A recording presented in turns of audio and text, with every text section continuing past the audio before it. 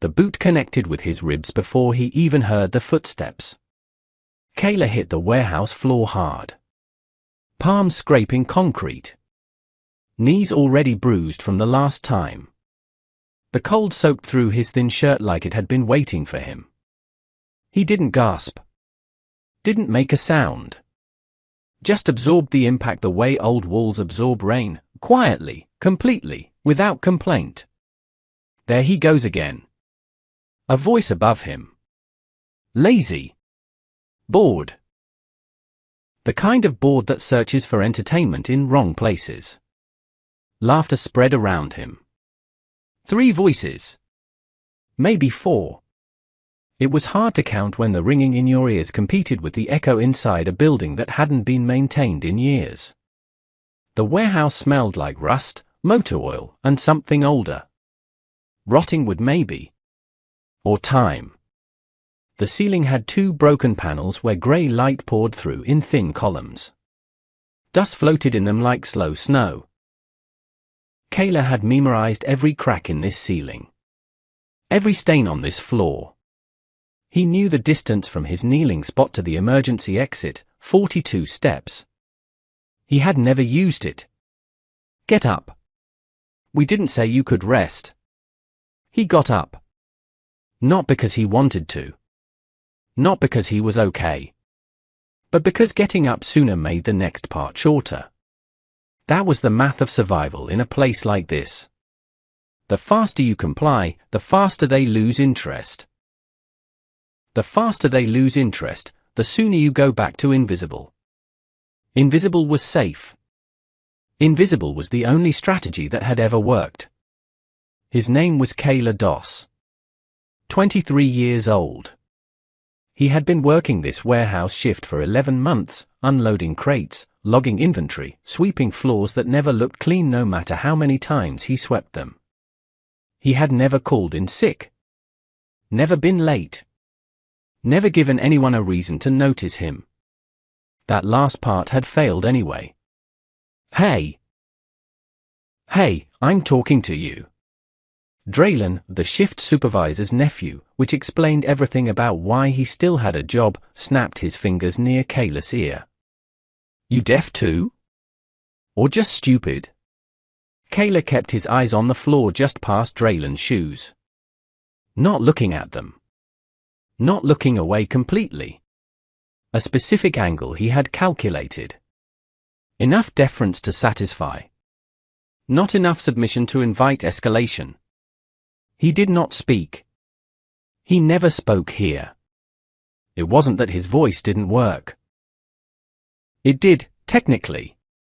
The doctors had confirmed that years ago when he was still young enough to hope those appointments led somewhere useful.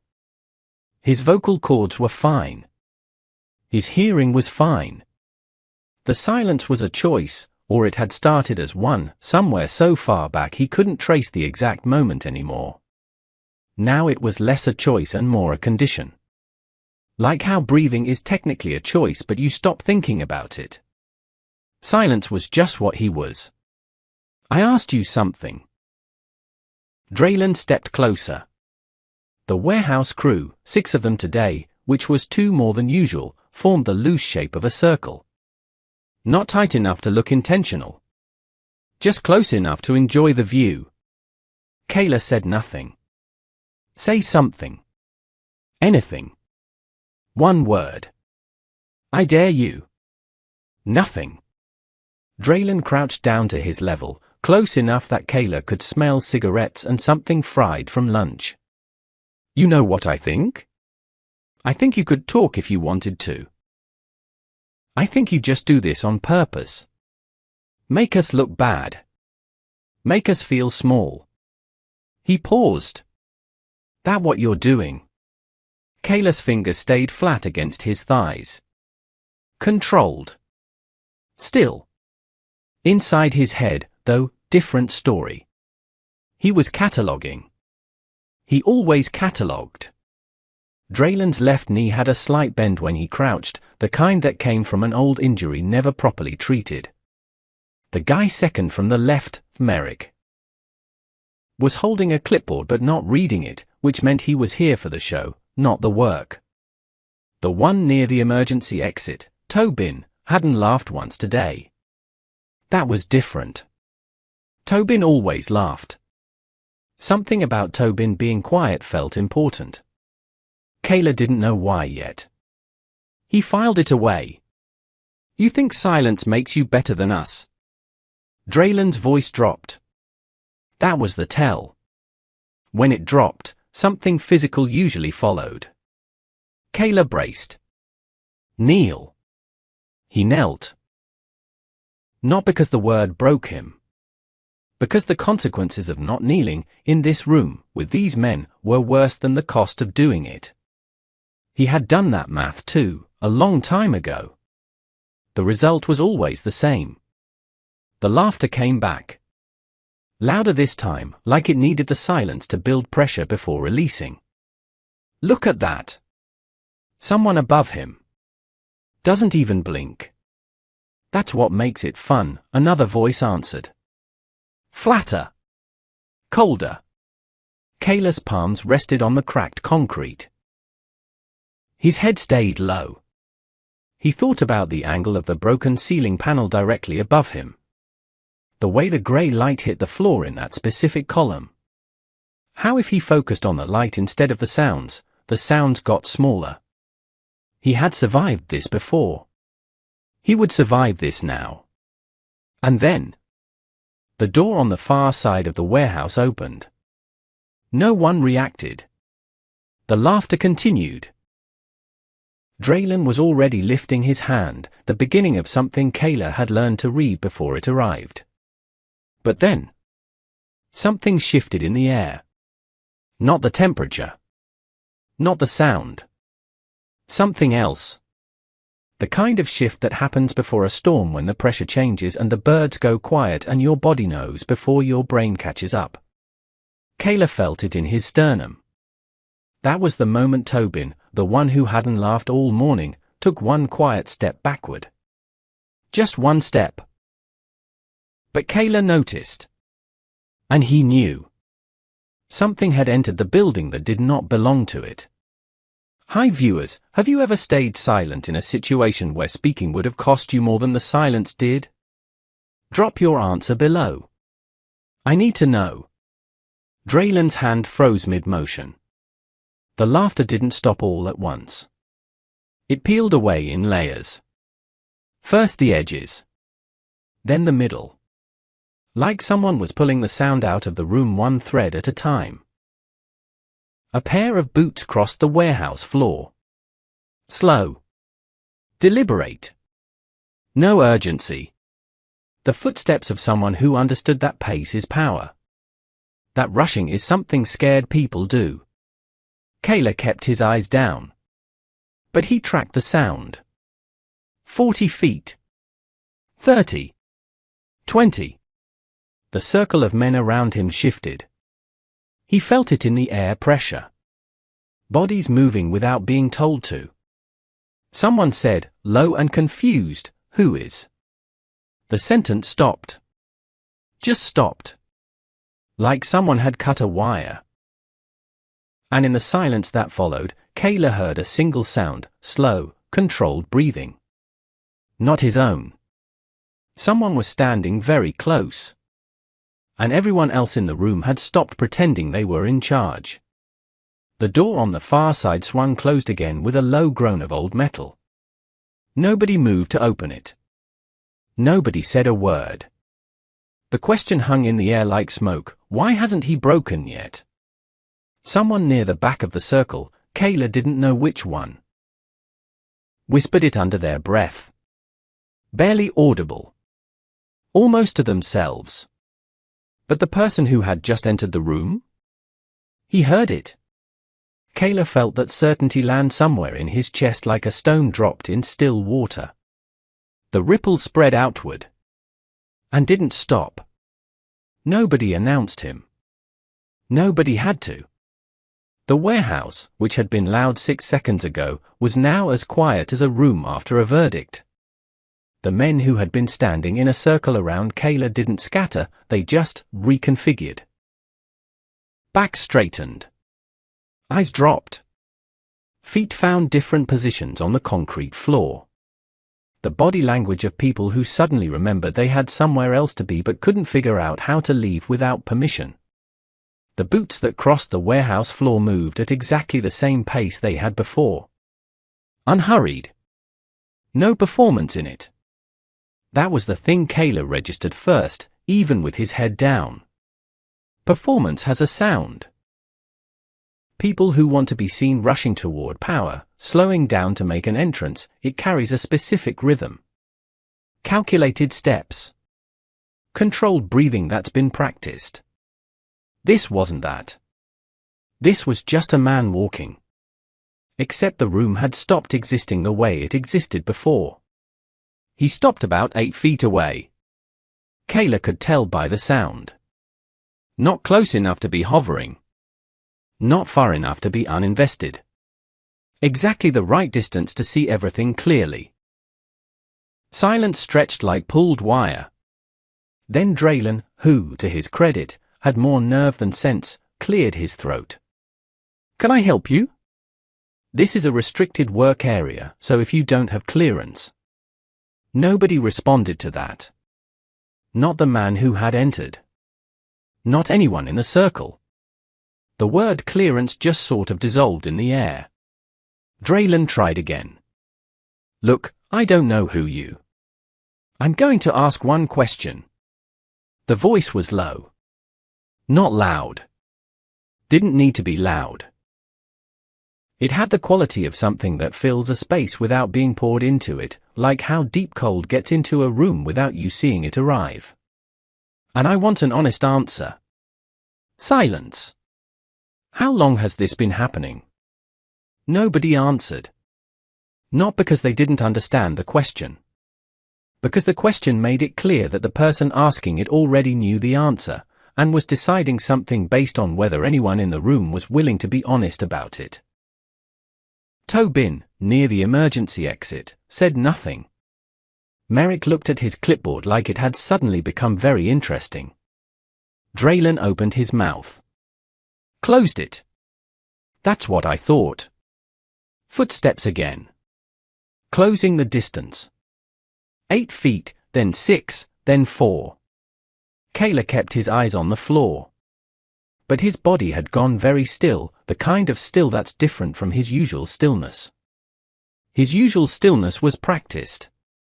This was involuntary. His nervous system doing something outside his control. The man stopped directly in front of him. Kayla could see the shoes now. Dark. Expensive. Not new, worn just enough to look like someone who didn't need to prove things with fresh leather. Stand him up. Nobody moved for a beat. Now. Hands grabbed Kayla from both sides. Not rough, confused. The men lifting him weren't sure what the correct amount of care was supposed to look like. So they landed somewhere in the middle. Functional, mechanical. He rose to his feet unsteady, the ache in his ribs making the last few inches harder than they should have been. And then Kayla was standing. And the man was looking at him. Not at his torn shirt. Not at the bruise forming below his left eye. Not at his posture or his condition or the evidence of what had been happening in this room. At him. Kayla's first instinct was to drop his gaze. He'd been trained into that instinct by 100 rooms that punished eye contact with people above a certain weight class. Don't look at the ones who have something. Don't let them read your face. Blank it. Empty it. Give them nothing to react to. But something caught. He looked up. Just for a second. And the man looking back at him was not what he expected. He was tall, that registered first. Then the stillness of him. The way he held his shoulders like someone who had never once second-guessed whether he was allowed to take up space. His face was precise. Angular. The kind of face that would look comfortable in a boardroom or a courtroom or a situation that required someone to make a decision nobody else wanted to make. His expression was neutral. Not cold. Not warm. Neutral, the way a scalpel is neutral, not cruel, not kind, just designed for a specific kind of precision. He was looking at Kayla the way someone looks at something they have been trying to find the name for. Kayla dropped his eyes first. Leave. The command landed with no preamble. No explanation. No courtesy that suggested it might be a request. What? Draylen started. I don't repeat myself. And they left. Not all at once. Not in a stampede. But within 45 seconds, the warehouse emptied of everyone except Kayla, the man, and two figures in dark suits who materialized from somewhere near the far entrance and stationed themselves without being told. Kayla stood in the sudden space and didn't know what to do with it. He had been expecting a lot of things from this morning. None of them were this. The man looked around the warehouse slowly. Took in the crates, the broken panel in the ceiling, the concrete floor where a specific patch had been cleaned more than the surrounding area, which told a story if you were paying attention. He was paying attention. Then he looked back at Kayla. Why didn't you fight back? The question was direct. Unhurried. Like it was the natural next thing to say after everything that had just happened. Kayla said nothing. Not because he didn't understand the question. Because the answer lived in a place that didn't have words around it yet. Or maybe the words existed and he'd just stopped trusting them to do anything useful. The man waited. Kayla noticed that. Most people filled silence immediately. Discomfort with quiet was one of the most reliable tells of someone who needed things from other people, needed reassurance, needed reaction, needed to know they were being heard. This man waited like he had made a reservation for the silence and intended to stay until the thing inside it arrived. Then he tilted his head slightly. 1 inch. And said just one word. Interesting. And Kayla, against every calculation, against every lesson he had learned about what eye contact cost, made the mistake of looking up again. And found the man's eyes already on him. Watching. Like something behind those eyes had just made a decision. And the temperature of the room felt, for one strange and impossible second, entirely different. It was not a rescue. That was the thing Kayla kept trying to organize in his head over the following hours, and it kept refusing to land in the right shape. Rescue had a specific feeling. He'd heard about it enough times, seen the word used in enough contexts, that he understood its general outline. Rescue involved relief. Rescue involved being lifted out of something and set down somewhere safer. This was not that. He was still in the warehouse. He was still on the floor. The man, who had not offered a name, and who Kayla had not asked for, had produced a paper bag from somewhere and set it on a crate 3 feet away from Kayla with the same energy someone might use to set a coffee cup on a desk. Ordinary. Unremarkable. Like this was already a routine. Eat. Kayla looked at the bag. Looked at the man. I didn't ask for your opinion on it, the man said. Not unkindly. Just factually. Eat. There was bread. Something wrapped in foil that turned out to be a sandwich. A bottle of water that was still cold. Kayla ate. He wasn't sure what that said about him. Maybe that survival instinct operated independently of pride. Maybe hunger was its own kind of language and his body had just answered a question his brain didn't authorize. The man watched him eat without speaking. He was leaning against a support column with his arms loosely crossed, not hovering, not looming, just present in a way that was impossible to ignore and somehow easier than being alone. That last part was the strangest thing. Kayla finished the sandwich and set the foil on top of the crate. His ribs still ached. His palms were scraped. He felt approximately the way the floor looked, worn down by something that kept happening to it. But underneath that, something small and strange had shifted. He was fed. He was warm enough. Nobody was standing over him. The quiet between them had texture. The man uncrossed his arms. Stepped forward. Not rushing. Not threatening. Just closing the space between them in a way that was deliberate enough that Kayla's body registered it before his brain could tell him how to react. He crouched down. Not beside Kayla. In front of him. Eye level, or close to it. Up close, the man's face held details Kayla hadn't been able to see from a distance. A thin line of an old scar running just below his left jaw.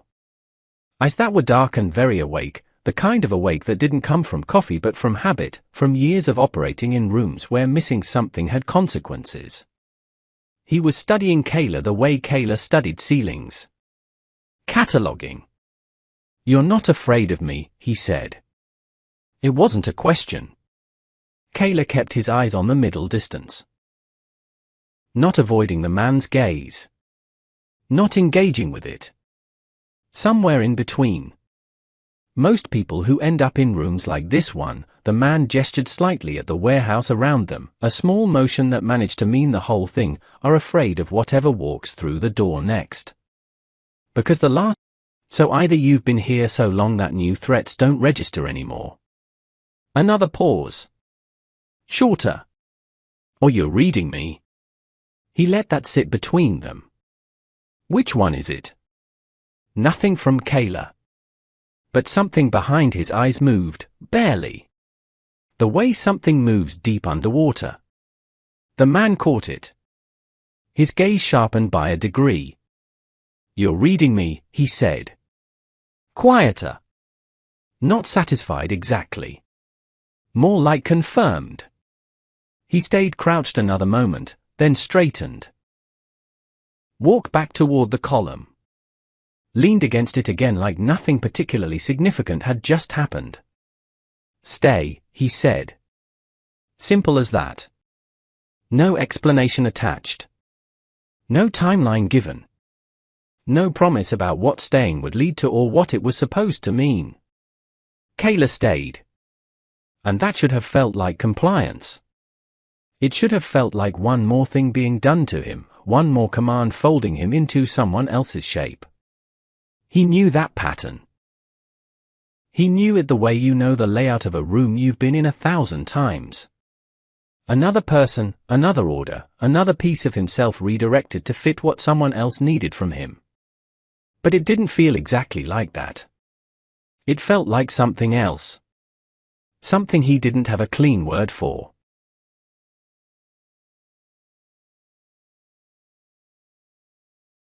The man was back against his column. He wasn't looking at Kayla anymore, his gaze had moved to the warehouse entrance, to the two suited figures standing there, to some calculation happening inside his head that had nothing to do with the room they were in. Or maybe it had everything to do with it. Kayla watched him the way he watched the ceiling panels. Without appearing to. Filing. The man's breathing was steady. His posture had not changed since he entered the building. The same angle of his shoulders, the same controlled stillness. People who were acting relaxed moved differently than people who were actually relaxed. This was not an act. But there was something else beneath the stillness. Not tension, the wrong word for it. More like readiness. Like a thing set very carefully in place that could change its position in under a second if required. Power, Kayla thought, doesn't always announce itself. Sometimes it just waits. And watches. And decides. The silence between them went another 10 minutes. Then 20. The man made 2 phone calls in a low voice, not whispering, just quiet enough that the words dissolved before they reached Kayla. He looked at his phone twice. Looked at the warehouse entrance once. Then he looked back at Kayla. And something in his expression shifted, not dramatically.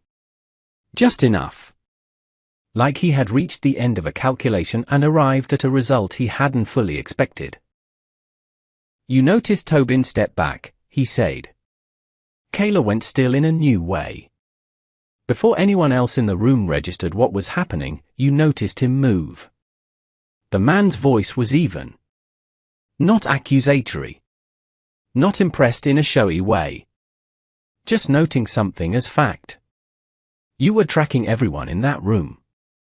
Even while you were on your knees. Silence. That's not fear, he said. That's not submission. He tilted his head, that same slight angle from before. That's something else. And then, almost to himself. You already knew, didn't you? The words reached Kayla somewhere he hadn't been touched in a long time. Not kindness. Not cruelty. Just being seen. By something that knew what it was looking at. And the strangest part?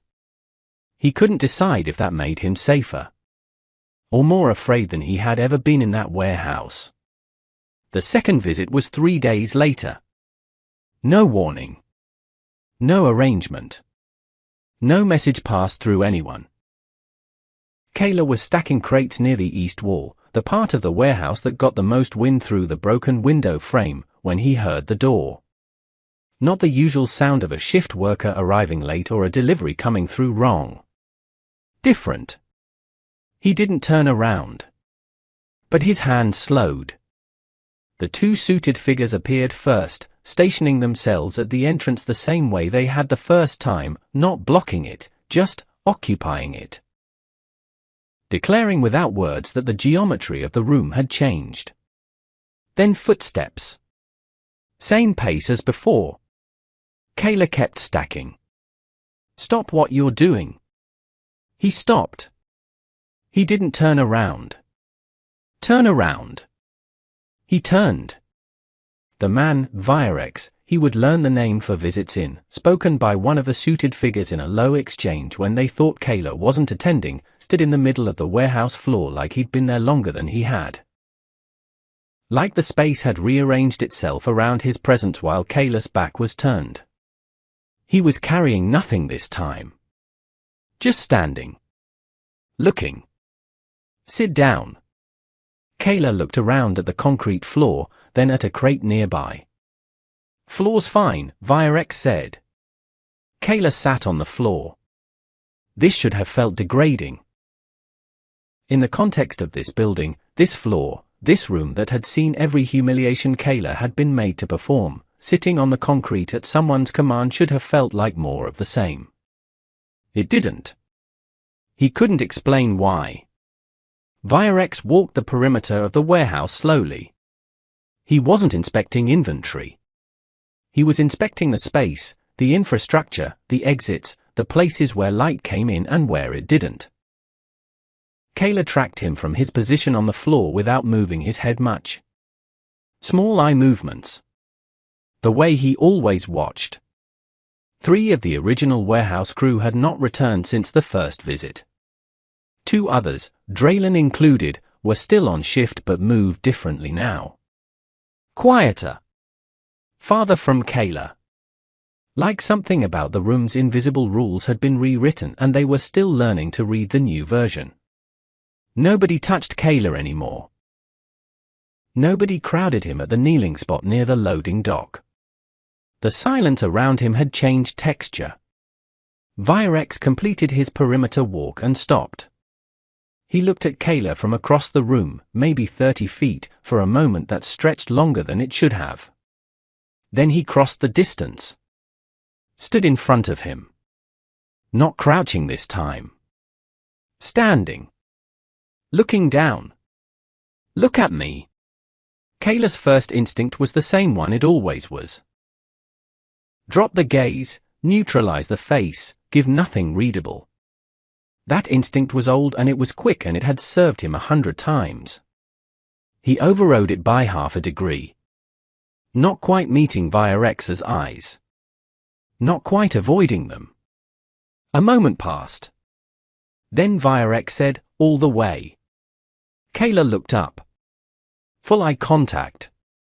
The thing that happened in his chest when he did that was not fear. He catalogued it and filed it without a clean label. It sat somewhere between recognition and alarm. The feeling of being in the presence of something that was more complicated than it appeared, and knowing that you were not complicated enough yet to understand all of it. Virex looked at him for 3 full seconds without blinking. Then he moved to a nearby crate, sat on its edge, not kneeling, not crouching, just at a slightly lower elevation, and produced a paper bag from inside his jacket. Eat. Same bag as before. Same instruction. Kayla reached for it. This time the food was still warm. Virex watched him eat with the same expression as before. Still. Attentive. Not hovering. Just present the way a large, calm thing is present, the way a lake is present in a landscape. You can't not be aware of it. You haven't told anyone about these visits, Virex said. It wasn't a question. Kayla didn't respond. The crew that's still here. You haven't mentioned me. You've given them nothing to report to whoever is listening on the other end of their phones. He paused. Why not? Silence. Telling them would have changed something for you. Made you look like you have backing. Changed the power math in this room. Virex studied him. You understand that. I think you figured that out on visit 1. Another pause. And you still didn't tell them. Kayla kept eating. Which means you calculated that having people know about me was worth less than them not knowing. Virex's voice didn't change. That's a specific kind of thinking. Most people, when they get handed something that looks like protection, wave it around immediately. Make sure everyone sees it. Turn it into currency. The sandwich was chicken. Kayla ate it carefully. You treated it like a secret. Silence. That matters, Virex said. Quiet. More to himself than to Kayla. That actually matters. He stood, walked back to the center of the room, looked at the broken ceiling panel. The visits continued after that. 3 times a week. Sometimes more. Sometimes Virex stayed 10 minutes. Once he stayed 2 hours, saying almost nothing, just occupying the same space, making calls, looking at things on his phone, while Kayla continued his warehouse work, and neither of them acknowledged the strangeness of the arrangement. Commands accumulated. Eat. Sit. Stand. Look at me. Stay. Kayla followed them. Not out of fear, he had tested that, turned the question over carefully inside the long hours of his shifts. Was this fear? Did he follow because something bad would happen if he didn't? The answer, each time he ran the test, came back the same. No. He followed because something about the commands felt less like being reduced and more like being directed. Like the difference between someone pushing you down a staircase and someone pointing at a door. He couldn't fully explain it. He wasn't sure he needed to. Merrick, one of the remaining crew, stopped him near the inventory wall one afternoon. Looked at him sideways. You know what that man wants with you. Kayla kept moving. Because people don't just come to places like this for nothing. Merrick's voice had lost its old edge. What replaced it was something closer to genuine unease. People like that always want something. Kayla set a crate down. Picked up the next one. He knew Merrick was right. He had known since visit 1. The question wasn't whether Virex wanted something. The question was whether whatever Virex was seeing, whatever had made that word come out of his mouth on the first day, interesting, like a man naming a specimen, was something Kayla could survive being seen as. The 4th visit, Virex arrived and said nothing for the first 12 minutes. He just stood near the east wall, the one with the broken window, and watched Kayla work. Then, without preamble, you reacted before I gave the command today. Kayla's hands didn't slow. I moved toward the east wall and you stopped stacking. Before I said anything. The observation was flat. Clinical. You anticipated the direction. Kayla set down the crate he was holding. You've been watching me, Virex said. Not accusing. Not surprised. Since the first day. You've built a map of how I move. Silence. So have I, Virex said. And then, for the first time since any of this began, something in his face changed. Just around the eyes. Not warmth. Not softness. Something more precise.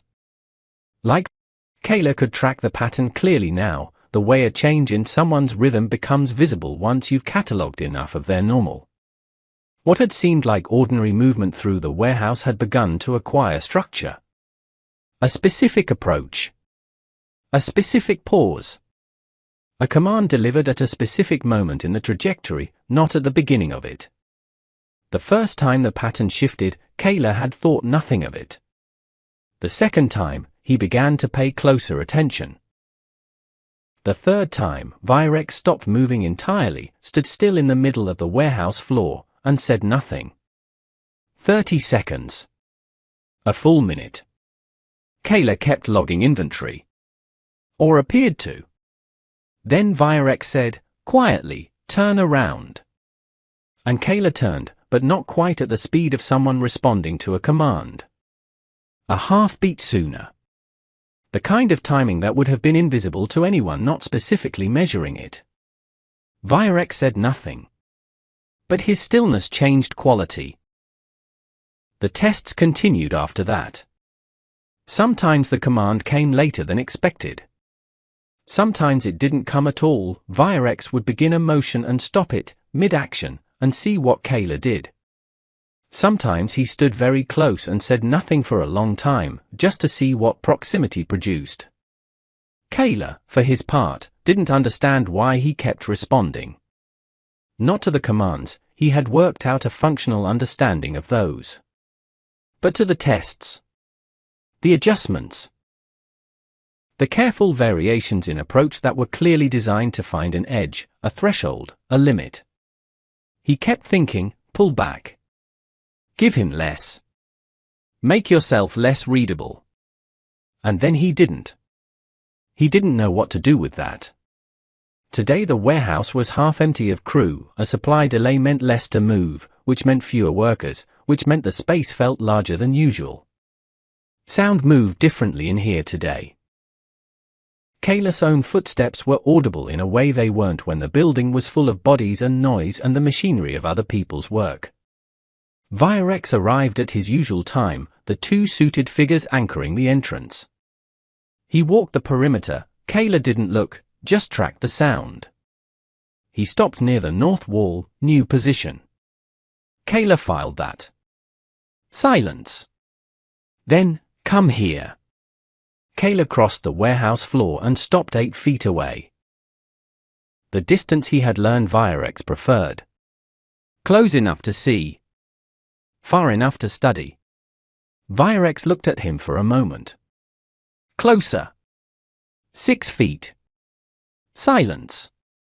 You're watching my hands, Virex said. Kayla said nothing. Most people watch the face. Eyes, mouth, they're waiting for expression. He paused. You're watching my hands. And my feet. Another pause. You're reading body language the way someone reads a language they grew up inside. Not translating it. Just understanding it. Kayla kept his eyes at the middle distance angle. Where did that come from? Silence. The silence I understand, Virex said. Not unkindly. Not impatiently. Just plainly. The silence is protection. You built it a long time ago and it served you well enough that you've never dismantled it. He looked at Kayla with that same focused precision. But the watching, that's not protection. That's something else. He stepped closer. Now for feet. Kayla's body noted the distance without producing fear. He noted that too, the absence of the reaction that should have been there. For feet from someone who carried the weight this man carried in every room he entered should have produced something. Adrenaline. A tightening somewhere. What it produced instead was something that felt, strangely, like attention. Like being very awake. Most dangerous people, Virex said, are never the ones who announce it. He was looking at Kayla steadily. They're the ones who watch. He tilted his head, that slight single degree that Kayla had catalogued on day one, the tell that meant something was being processed, something was being named. And you've been watching from the day you walked into this building. Long before I arrived. Silence stretched. Kayla felt something in his chest that he didn't have a clean category for. Not discomfort. Not warmth. The feeling of standing very close to something large and realizing its size has been miscalculated the entire time you've been in the room with it. Virex stepped back. Returned to his usual distance. Looked at the warehouse entrance. Then back at Kayla. A new test arrived, different from the others. Virex turned his back to Kayla. Walked for steps away. Stopped. Said nothing. Just waited. Kayla, standing exactly where he'd been left, felt the command in the air before it arrived. Felt the direction of it, not the words but the shape of what was being asked. The way a key fits a lock before it turns. He took one step. Just one. In the exact direction Virex had been moving. And Virex, without turning around, stopped walking. A moment passed. The suited figures near the entrance said nothing. Moved nothing.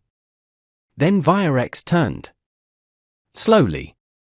And looked at Kayla with something behind his eyes that had a new quality to it, something that sat between certainty and something rarer. Something that had the specific texture of a person discovering that a question they had been carrying for a long time had just been answered. He crossed the warehouse floor. Stopped directly in front of Kayla. Very close. Closer than he had been since day one. And said, in a voice so low it barely reached the air between them. You already knew, didn't you? Kayla held his gaze. Full contact. Not looking away. And this time, something happened in the air between them that neither of them moved to address and neither of them looked away from. Like two people standing at the edge of something large, understanding what they're looking at, and not yet deciding whether to step back or forward. Then, Virex's phone rang. He answered it. 2 words. Stepped away. The call lasted 90 seconds. Kayla watched him without appearing to. The change in his shoulders, the slight stiffening of his jaw, the quality of his silence on the call that was different from his usual silence in this room. Something was happening. Something outside these walls. Virex ended the call. Looked at his phone for 3 seconds. Put it away. He turned back to Kayla. His expression had reset, not cold, not distant, just closed in a way that had not been there a minute ago. Like a door brought back to neutral from a position it had briefly left. Stay, he said. That single word. And then he walked out. Both suited figures followed. The warehouse door closed. And Kayla stood in the empty building with the sound of his own breathing and the grey light from the broken ceiling panel and the echo of that word against the concrete walls. Stay. He stayed. He stood still in the middle of the warehouse floor and did not move for a long time. Because he had just watched Virex's face do something in those 90 seconds that none of the visits, none of the tests, none of the commands had produced. He had seen something that looked like urgency. And whatever had put it there was not small. Now ask yourself this: if someone studied you more carefully than anyone in your life ever had, not to hurt you but to understand exactly what you were, would you run? Or would you stay? Tell me in the comments. Because Kayla's answer was about to cost him more than he knew. He was gone. No call. No note. No suited figures at the entrance. No sound of boots at a specific time of morning. Just gone. Kayla realized it on the second day, not the first. The first day he had catalogued the absence the way he catalogued everything else. Filed it. Gave it a slot. Told himself the absence had a reason he didn't have access to yet. By the second day, he stopped filing. The warehouse felt different. Not immediately. Not dramatically. It wasn't the kind of change you could point to. No single thing was missing from the physical room. The crates were there. The broken ceiling panel was there. The concrete floor with its specific stain near the east wall was there. But the air had lost something. Whatever Virex's presence had produced in this building, that particular quality of attention, of weight, of something large and awake existing inside the same walls, it was gone. And what rushed in to fill the space it left was older. Familiar. Wrong. Draylen came back on the third morning. He didn't come back loud. That was the first signal. Loud would have meant confidence, the kind that announces itself because it doesn't know what might be listening. Draylen came back quiet instead. Watching the entrance when he thought no one was looking. Testing the temperature of the room before he committed to the version of himself he was going to run today. By mid-morning, he had settled on a version. Kayla was logging inventory near the north shelving when he felt the approach. Draylen, Merrick, and two others, Renzo and a newer crew member whose name Kayla had never confirmed, closing distance from the left. He kept logging. Still here, Draylen said. Not to anyone in particular. To the room, the way people talk to rooms when they're reclaiming them. Kayla marked a crate number in the log. Thought maybe you'd finally figured out there's nothing here for you. Draylen stopped 6 feet away. Kayla could hear him shifting his weight, left foot, right foot, the small, restless movement of someone who wanted to be perceived as casual but couldn't quite hold it. Kayla kept working. He's not coming back, Draylen said. Pause. You know that, right? The words were designed to land somewhere specific. Kayla recognized the architecture of them. Not cruelty exactly, but something crueler than cruelty. A specific kind of precision that only comes from someone who has been studying a target long enough to know where the gap is. He marked another crate. Guess your protector got bored. The word protector came out with a specific texture on it, not mockery, not anger. Something between pity and satisfaction. The way someone talks about a stray animal that was temporarily adopted and then inevitably abandoned. Kayla set the clipboard down. Picked it up again. His hands were steady. His hands were always steady. But something inside his chest, something that had been running a very quiet operation for 11 days, something he hadn't named and hadn't examined too closely because naming things made them real and real things could be taken, that something hesitated. For the first time. One full beat. A hesitation so small that nobody in the room could have seen it. But he felt it. And he knew it mattered. Because his internal machinery didn't hesitate. It catalogued, it filed, it assessed and responded and kept moving. That was the mechanism. That was what had kept him functioning in rooms that wanted him to stop functioning. A mechanism that hesitates. Has found something it cares about. He filed that too. Later, after Draylen lost interest and moved on, after the morning shift filled with the ordinary sounds of work resumed. Kayla stood near the broken window frame on the east wall. Grey light. Cold air through the gap. He ran through everything he knew about Virex, which was objectively very little. A name. A pace. A specific angle of the head when processing something unexpected. The quality of his stillness. The way his face had shifted during that phone call, the urgency behind it, brief and controlled and real. What had been on the other end of that call? Where had he gone? And more importantly, why did it matter this much? Kayla pressed the flat of his hand against the cold wall. Stood there. The warehouse groaned around him, settling in some minor way, the sound old buildings make when the temperature shifts. He looked at the entrance. Empty. He looked at his own reflection in the cracked window glass, barely there, just an outline of a face and the shape of a person standing very still in a large empty space. And for the first time in years, maybe longer than years, he felt the silence differently. Not as protection. As weight. 3 more days passed. Nothing. And on the evening of the 6th day without a visit, as the warehouse crew filed out and the building went quiet and Kayla locked inventory and prepared to leave through the side door as he always did, he stopped. In the middle of the floor. For no reason he could name. Just stopped. And stood there for a long moment. Like something in the room was trying to tell him something. And it almost reached him. Almost. The side door swung shut behind him as he left. And the warehouse behind him stayed dark. And quiet. And waiting. They grabbed him from both sides before he made it 10 steps into the building. Not the usual way. Not the slow, testing approach of people who wanted to see how far they could push before something pushed back. This was coordinated. Timed. The kind of move that required 2 people to discuss it before it happened. Renzo on the left.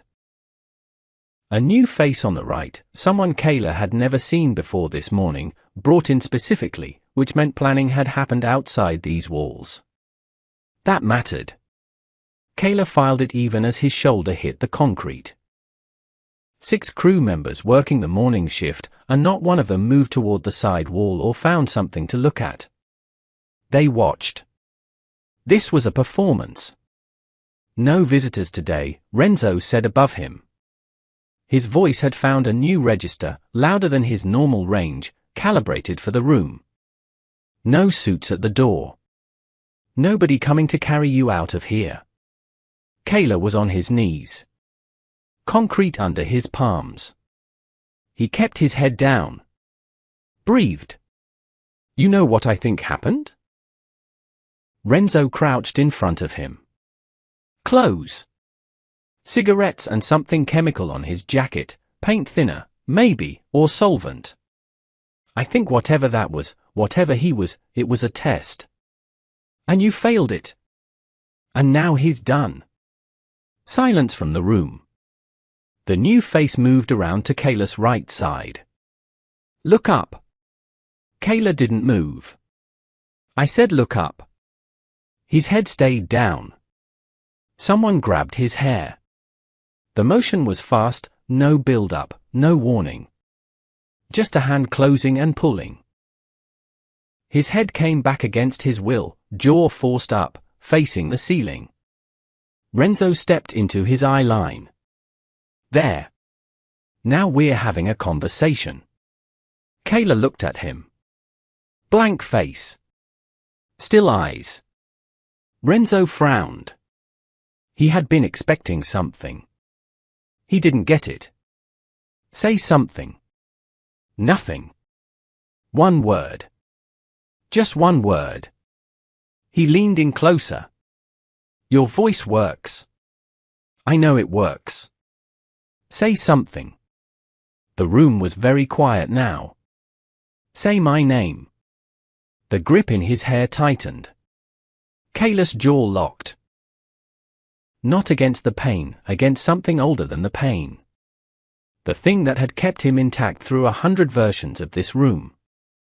The part of him that understood, at a level below thought, that giving them the word they were asking for wouldn't end this. It would make it more expensive. You think staying quiet makes you powerful? Renzo stood. Moved away. His voice shifted, done with close proximity, now addressing the room instead. He's been here 11 months. Same floor, same crates, same corners. And what has his silence gotten him? Nobody answered. Nothing. Renzo turned back. It's gotten him nothing except this. He nodded. And the new face swung something. The impact caught Kayla across the left shoulder, blunt, heavy. A section of pipe maybe. He went sideways. Hit the ground. His ear met concrete and the world went high-pitched for 2 seconds. He breathed. Hands dragged him back up. This time the grip was less controlled. More anger in it, which meant the performance wasn't landing the way Renzo had wanted and he was adjusting. Anger was the adjustment. Say something, Renzo said again. Quieter now. Which was worse? Say anything. Tell me to stop. Tell me you want to leave. Give me something. Kayla looked at the floor. Something bled into his eye from his temple. He couldn't feel it exactly, just the warm heaviness of it tracking down the side of his face. The room had gone very still. The 6 watching crew members had stopped even shifting their weight.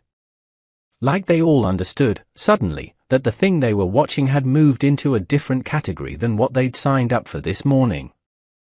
Renzo bent down and picked up the piece of pipe from where it had been dropped. He looked at Kayla. His expression had lost the performance quality. What replaced it was something more honest and less comfortable. He raised the pipe. Shoulder height. And across the room, near the inventory shelves, one of the watching crew members, Tasha, 22, had only been on this shift for 3 weeks, said, very quietly, Renzo. He didn't hear her. Or didn't register her. Or heard her and chose not to. He swung his arm back. And then, the window on the north wall exploded inward. Glass across concrete. 1 second of absolute silence. Then a gunshot. Precise. Single. The pipe hit the floor. Renzo's hand was empty. His face had gone white. Another shot. This one from a different angle. Someone near the east entrance, not the main door, the service door that was supposed to be locked. A body fell near the loading dock. Not Renzo. Not anyone who had been visible a second ago. Someone who had been positioned near the wall in a spot that read as background. Someone who had been there since before Kayla arrived this morning. This matters. Pause on that. Someone had been in this building before Kayla walked in. A third shot. Same direction as the second. And then, silence. Complete. The kind that follows something irreversible. Kayla was on his knees in the center of the warehouse floor, blood tracking the side of his face, and the room around him had changed its shape in 4 seconds. The remaining crew members hadn't moved. Couldn't have. The specific kind of stillness that falls on people who have just understood, very quickly, that they miscalculated the room they were standing in. Footsteps. Through the exploded window frame on the north wall. Slow. Measured. The same pace as always. The same quality. Like someone for whom this particular pace was not a choice but a natural state. Like this was simply how he moved through every space he entered. Renzo, still standing, had both hands visible. Not raised. Just visible. Like his body had communicated surrender before his brain got there. The suited figures entered through the main door. Then the service door. Then a third entrance Kayla had never seen used, a panel in the east wall that swung inward and revealed a passage he hadn't known existed. The warehouse, in 45 seconds, had become a completely different place. And Virex walked through the broken window frame and into the middle of it. He looked at the room. Not at the bodies. Not at Renzo. Not at the crew members pressed against the walls. At Kayla. And then he said, with a specific and terrible calm, "I told you to stay." Nobody moved. Virex stood in the center of the warehouse and nobody moved, not because of the guns, though there were guns now, held by figures who had materialized through entrances that shouldn't have existed. Not because of the bodies near the loading dock and the east wall, though those changed the room in ways that everyone present was still processing. They didn't move because of him. Because of what he was standing in the middle of.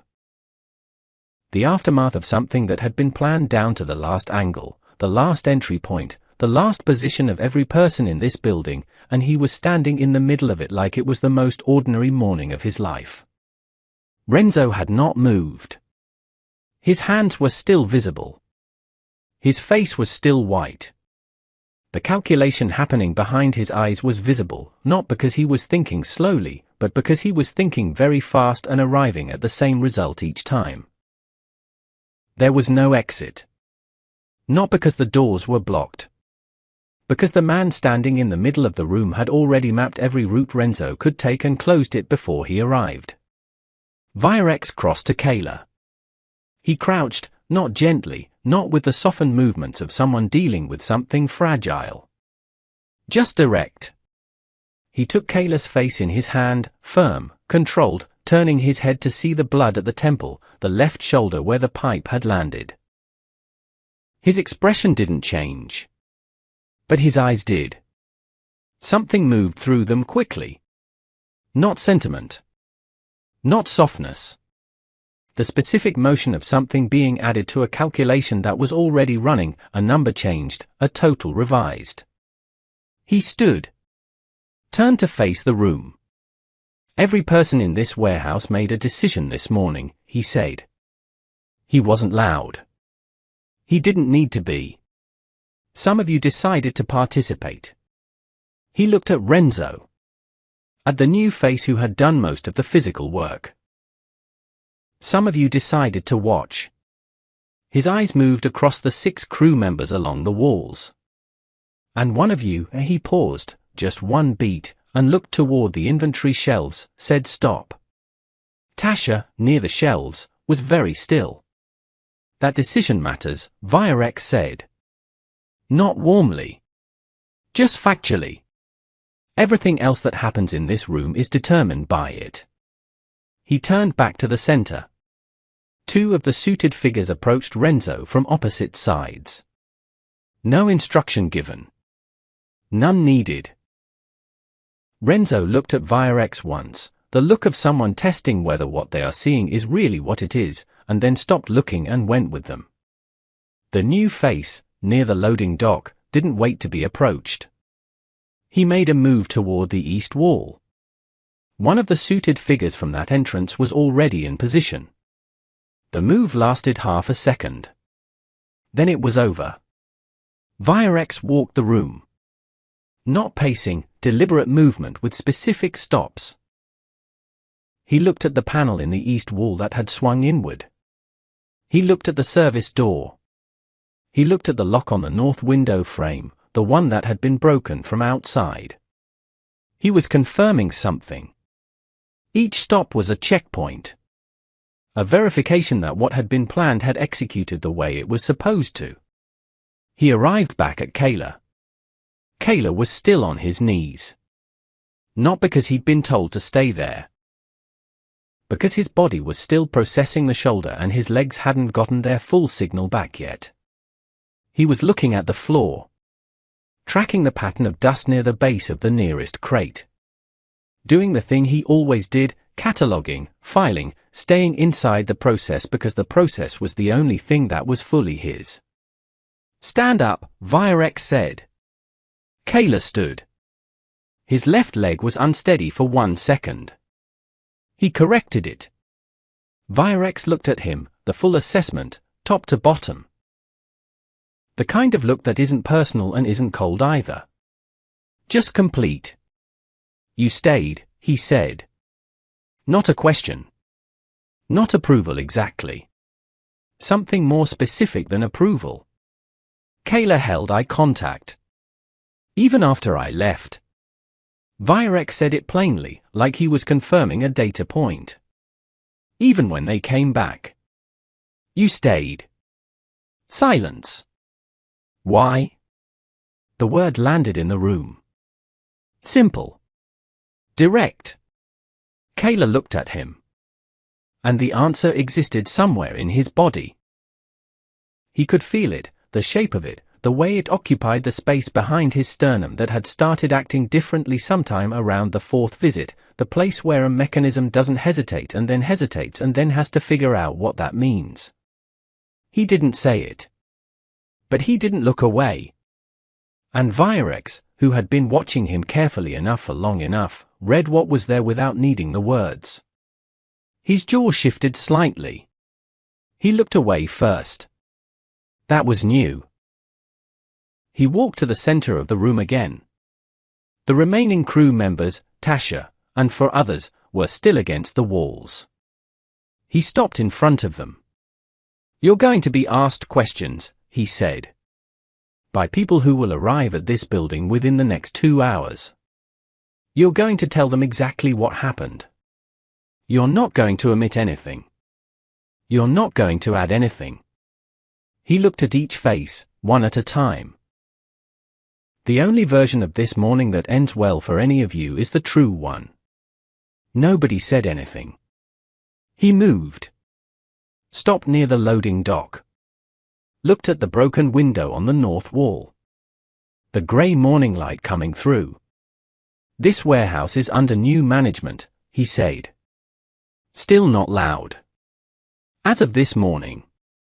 The operation it was running, the actual operation, not the inventory work, is finished.